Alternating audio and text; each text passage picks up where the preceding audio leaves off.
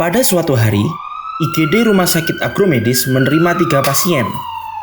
Pasien yang pertama adalah Pak Rizky, pria 47 tahun mengalami kecelakaan di depan kantornya ketika menyeberang jalan. Ia ditabrak oleh mobil di bagian kanan tubuhnya hingga terdorong hingga 5 meter. Pada primary survey didapatkan airway dan breathing dalam keadaan normal. Tetapi, pasien mengalami perdarahan karena terjadi fraktur pada femur dan tibia dextra. Pasien yang kedua adalah Bu Silvi. Wanita 35 tahun mengalami reaksi alergi setelah mengonsumsi seafood di sebuah restoran. 5 menit setelah makan, ia mulai merasa gatal-gatal di seluruh tubuhnya dan mengalami pembengkakan pada wajah serta bibir. Ia juga mulai kesulitan bernapas dan merasa pusing.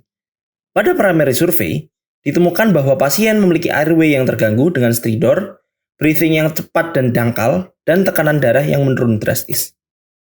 Kemudian pasien yang terakhir adalah Mbah Tejo, seorang pria 60 tahun dengan riwayat penyakit jantung koroner mendadak merasa nyeri dada yang hebat saat sedang berjalan di taman.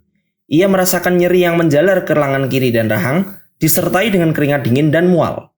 Pada primary survey, airway dan breathing pasien dalam keadaan normal, namun tekanan darah sangat rendah dan denyut nadi sangat lemah serta cepat. Baik Pak Rizky, Bu Silvi, maupun Mbak Tejo, ketiganya mengalami kegawat daruratan medis.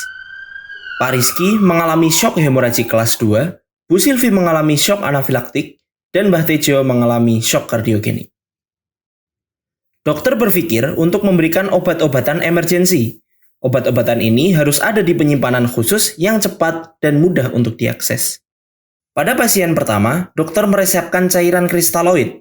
Dokter berpikir bahwa cairan tubuh pasien banyak yang terbuang, sehingga harus diganti dengan PZ sebanyak estimated blood loss atau IBL dari pasien.